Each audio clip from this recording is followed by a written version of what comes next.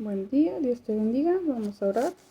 Amado Padre, gracias te damos, Señor, por este día, por la vida, por la salud, porque nos tienes con bien, Señor, porque nos proteges donde quiera que andemos. Gracias, Padre bendito, por todo tu amor y por toda tu misericordia. Nos ponemos en tus manos, Padre Santo, pidiéndote sabiduría, Padre bendito, pidiéndote que nos ayudes a entender tu bendita palabra, Padre Santo, que nos ayudes a pegarnos más a ti cada día y a seguir creciendo espiritualmente, Padre bendito, a reconocerte como único Señor y Salvador, Padre Santo. Nos ponemos en tus manos, pues, en este estudio, Padre bendito, en nombre de nuestro Señor y Salvador, Cristo Jesús. Amén. Volvemos a la historia del rey David. Ya nos quedamos en que pues David ya era rey, ¿verdad? De todo Israel. Recordaremos un poquito del proceso de David, que fue, era él un joven que era pastor de ovejas, ¿verdad? Él cuidaba las ovejas de su padre. Y ya sus hermanos andaban en el ejército, sus hermanos mayores, ¿verdad? Entonces, ser pastor de ovejas no era, la gran cosa, ¿verdad? Para algunos. Pero él estaba aprendiendo muchas habilidades, ¿verdad? Con ayuda de Dios, estaba aprendiendo muchas habilidades al mantenerse a cargo de sus ovejas, ¿verdad? Sobre todo, él tenía mucha comunión con Dios porque él se la pasaba en el campo, ¿verdad? Solo con sus ovejas en el desierto. Entonces, Dios lo eligió, ¿verdad? Porque David tenía un corazón conforme al corazón de Dios y Dios lo eligió, lo ungió. El profeta Samuel lo ungió por rey, ¿verdad? Cuando todavía Saúl era rey. Y vimos pues que Saúl no obedeció, ¿verdad? Muchas veces desobedeció a Dios cuando él sabía lo que tenía que hacer y lo desobedecía. Se dejaba llevar por lo que le decían los hombres del pueblo. Entonces, pues vemos, ¿verdad? El proceso que pasó David para poder llegar a ser rey de todo Israel. Porque primero fue solo de Hebrón, ¿verdad? Pero ya después, con ayuda de Abner, el capitán, el general del ejército de Saúl, empezó a hablar con los ancianos para poner sobre todo Israel como rey a David, ¿verdad? Pues todos sabían que David era bendecido por Dios, ¿verdad? Sabían que pues Dios le daba la victoria a David, ¿verdad? En todas las batallas que él tenía. Entonces, todos aceptaron y fue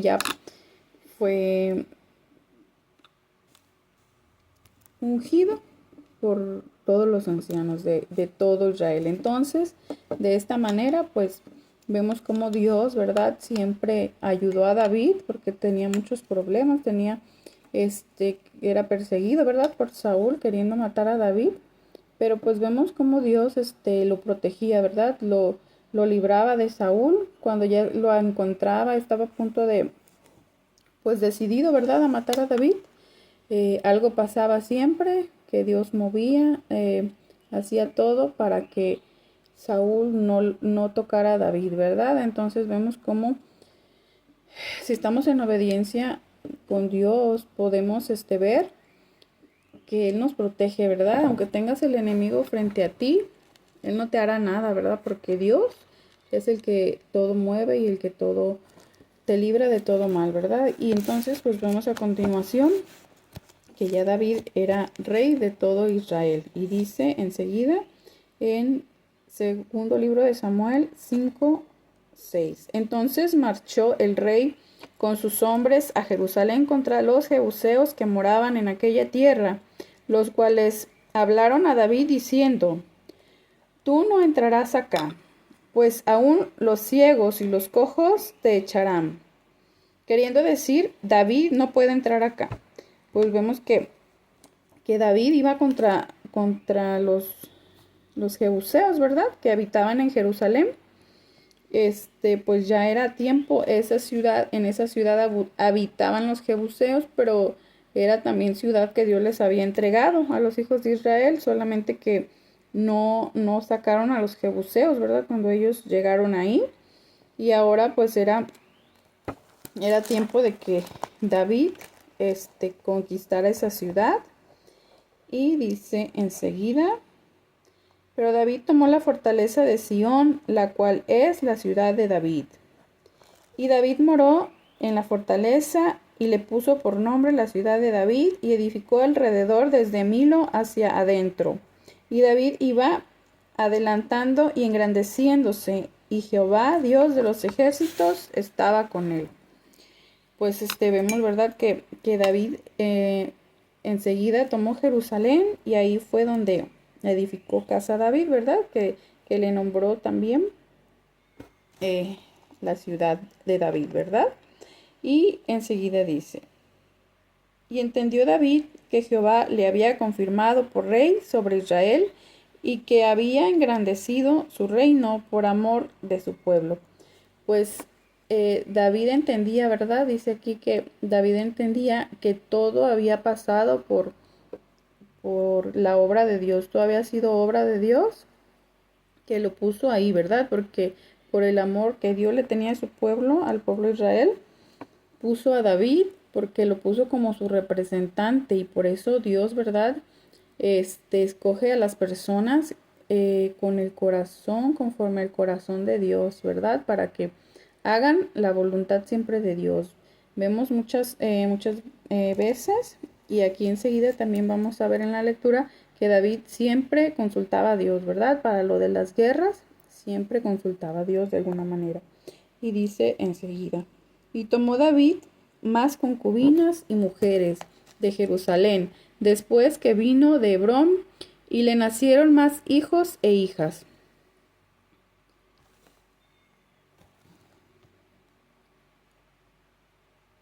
Estos son los nombres de los que le nacieron en Jerusalén: Samúa, Sobab, Natán, Salomón, Ibar, Elisúa, Nefeg, Jafía, Elisama, Eliada y Elifet. Son 11.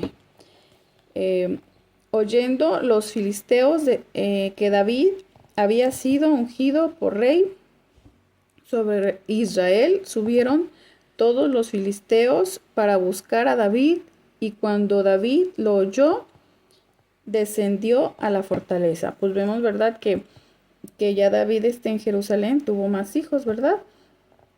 Fueron 11, y ya cuando oyeron los filisteos que David había sido ungido por rey ya sobre Israel, pues los filisteos lo atacaron, ¿verdad? Vinieron, y David pues se puso en orden de batalla. Y vinieron los filisteos y se extendieron por el valle de Refaim. Entonces consultó David a Jehová diciendo: iré contra los filisteos, ¿los entregarás en mi mano? Y Jehová respondió a David: ve, porque ciertamente entregaré a los filisteos en tu mano. Pues vemos, ¿verdad?, que David consultaba a Dios para saber si debía ir contra los filisteos o no, ¿verdad? Aunque pues David confiaba en Dios, pero pues vemos también todo el tiempo en la lectura de la historia de David, que David amaba mucho a su pueblo, a sus compañeros, ¿verdad? A todos sus hermanos, los hijos de Israel. Entonces pensaba en todo eso, ¿verdad? En cuidar también a todos. Y vino David a Baal-Perasim, y allí los venció David, y dijo: quebrantó Jehová a mis enemigos delante de mí, como corriente impetuosa. Por esto llamó el nombre de aquel lugar Baal-Perasim. Pues vemos, ¿verdad?, que venció David, ¿verdad? Gracias a Dios, con ayuda de Dios, venció David. Y dejaron allí sus ídolos, y David y sus hombres los quemaron. Y los filisteos volvieron a venir y se extendieron en el valle de Refaim. Pues de nuevo vinieron, ¿verdad? Los filisteos, después de que David los venció, volvieron a venir. Y consultó David a Jehová. Él le respondió: no subas, sino rodéalos, y vendrás a ellos enfrente de las balsameras. Y cuando oigas ruido como de marcha por las copas de las balsameras, entonces te moverás, porque Jehová saldrá delante de ti a herir el campamento de los filisteos. Y David lo hizo así como Jehová se lo había mandado e hirió a los filisteos desde Geba hasta llegar a Geser. Pues vemos, ¿verdad?, como esa relación, ¿verdad?, que tenía David con Dios, que le consultaba y le contestaba, y además Dios, ¿verdad?, era el que hería a sus enemigos, él peleaba por David. Y de esta manera pues debemos de darnos cuenta que Dios es para todos, ¿verdad? Todos podemos tener una relación personal con Dios, no solamente el rey David, no solamente Moisés, Josué, todos los profetas, sino que cada uno de nosotros debemos anhelarlo. Si lo anhelamos, Dios nos escucha y Dios nos da lo que le pedimos, ¿verdad? Solamente que debemos de poner toda la fe en Dios y pedirle sabiduría, pedirle tener una comunión con Dios constante, porque a veces nosotros quisiéramos, ¿verdad? Quisiéramos, pero no sabemos cómo. Entonces, Dios nos guía, Dios, vemos cómo le daba instrucciones precisas a David, ¿verdad? No hagas esto, rodéale. Y también pues, que decía, espera, yo pelearé con los enemigos. Entonces, de esta manera debemos de ver, ¿verdad?, también que con nuestros enemigos, esto va aplicable a toda nuestra vida, en cualquier aspecto de nuestra vida va aplicado, en nuestros enemigos, en los problemas que podemos tener, problemas, tal vez con vecinos, con algunas personas que podamos tener algún problema en nuestro trabajo, tal vez en la escuela. Dios nos protege, Dios te protege de tus enemigos. Solamente debemos de también nosotros obedecerlo, ¿verdad? Y consultarlo todo el tiempo, consultar a Dios. Dios, hago esto, Dios, está bien si hago esto o espero. Consultarlo siempre. Muchas veces tal vez no tengamos ese hábito de consultar a Dios, pero nunca es tarde para acercarnos a Dios, ¿verdad? Aquí por eso Dios nos dejó su palabra para que nos demos cuenta de que Él nos escucha y nos responde, ¿verdad? Solamente debemos de saber qué hacer, que Dios nos guíe, ¿verdad? En su camino y con su palabra que nos guíe. Por eso debemos de buscar en su palabra, ¿verdad? Y entonces dice enseguida, David volvió a reunir a todos los escogidos de Israel, 30,000. Y se levantó David y partió a Baala de Judá con todo el pueblo que tenía consigo para hacer pasar de allí el arca de Dios, sobre la cual era invocado el nombre de Jehová de los ejércitos que mora entre los querubines. Pues vemos, ¿verdad?, que David reunió hombres porque quería traer el arca de Dios, ¿verdad?, para Jerusalén, para la ciudad de David. Y entonces el arca de Dios fue la que mandó Dios a que hiciera Moisés, ¿verdad?, que la hiciera cuando estaban en el desierto. La construyeron. Y esta arca es santa. Ahí mora la presencia de Dios, ¿verdad?, que dice que mora entre los querubines, porque tiene 2 querubines. Entonces esa arca es sagrada, es santa. Dios le dio a Moisés instrucciones precisas de cómo moverla, cómo hacerla, quién se encargaría de ella, ¿verdad? Entonces vamos a ver qué más nos dice. Pusieron el arca de Dios sobre un carro nuevo y la llevaron de la casa de Abinadab, que estaba en el collado, y Usa y Ahío, hijos de Abinadab, guiaban el carro nuevo. Y cuando lo llevaban a la casa de Abinadab, que estaba en el collado con el arca de Dios, Ahío iba delante del arca. Y David y toda la casa de Israel danzaban delante de Jehová con toda clase de instrumentos. Pues vemos, ¿verdad?, que dice que pusieron el arca en un carro nuevo, ¿verdad? Entonces, como era sagrada, ellos pues la pusieron en un carro nuevo.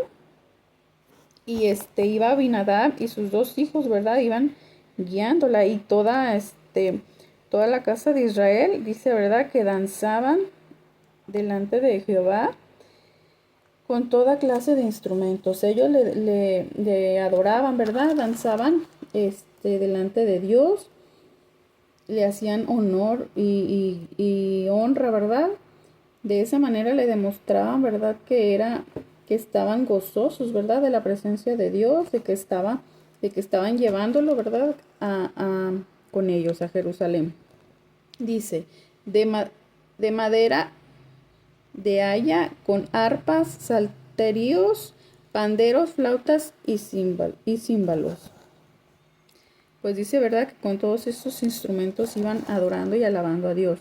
Cuando llegaron a la era de Nacón, Usa extendió su mano al arca de Dios, y la sostuvo, porque los bueyes tropezaban. Y el furor de Jehová se encendió contra Usa, y lo hirió allí Dios por aquella temeridad, y cayó allí muerto junto al arca de Dios. Pues vemos, ¿verdad?, que Usa era uno de los que iban guiando, ¿verdad?, el arca de Dios. Entonces dice que tropezaron los bueyes que iban jalando, y y Usa, por sostener el arca que no se cayera, la sostuvo, ¿verdad?, con su mano, y pues Dios lo hirió y él murió. ¿Por qué? Si pues él no quería, ¿verdad?, que se cayera, porque era el arca es sagrada, es cosa santa, pero nadie puede tocar el arca, solamente pues Dios dio instrucciones, ¿verdad?, de quiénes eran, de la tribu de Leví, ¿verdad? Son los levitas los que se deben encargar del arca y de todos los sagrados de Dios, y Dios los puso a ellos. Entonces pasó esto porque él pues fue un impulso tal vez para detenerla de que no se cayera, pero por eso debemos de saber, ¿verdad?, cómo manejar las cosas de Dios. Debemos de tener conocimiento, ¿verdad?, para que no ser perjudicados. Y temiendo David a Jehová aquel día, dijo, ¿cómo ha de venir a mí el arca de Jehová?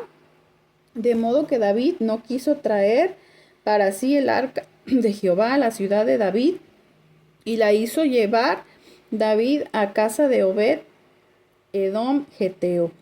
Pues dice que David, ¿verdad?, tuvo temor, ¿verdad?, por lo que había pasado, y dijo que cómo podía llevar hacia él el arca, dijo David, ¿verdad? Entonces la dejaron ahí en casa de Obed Edom Geteo, y él era Geteo, quiere decir que era filisteo, él de origen de Filistea. Entonces dice que ahí dejaron el arca, ¿verdad? Y estuvo el arca de Jehová en casa de Obed Edom Geteo 3 meses, y bendijo Jehová a Obed Edom y a toda su casa. Pues vemos, ¿verdad?, que